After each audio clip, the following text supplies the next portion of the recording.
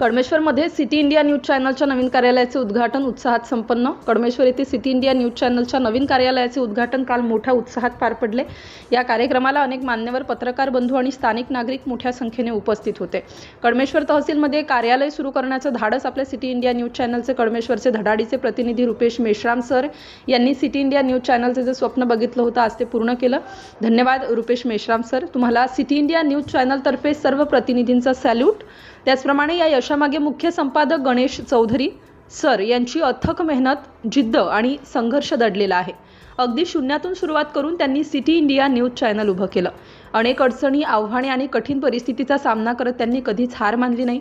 त्यांच्या चिकाटीमुळे आणि प्रामाणिक प्रयत्नांमुळे आज हे चॅनल संपूर्ण महाराष्ट्रात आपली एक वेगळी ओळख निर्माण करत आहे। पत्रकारितेला त्यांनी केवळ व्यवसाय म्हणून नव्हे तर समाजसेवेचं एक प्रभावी माध्यम मानलं। सामान्य माणसाचा आवाज पोहोचवण्याचं त्यांचं ध्येय आजही तितक्याच ताकदीनं सुरू आहे। त्यांच्या या प्रवासाने अनेक तरुणांना प्रेरणा दिली आहे। उद्घाटन प्रसंगी उपस्थित मान्यवरांनी त्यांच्या कार्याचे मनापासून कौतुक केले आणि पुढील वाटचालीसाठी शुभेच्छा दिल्या।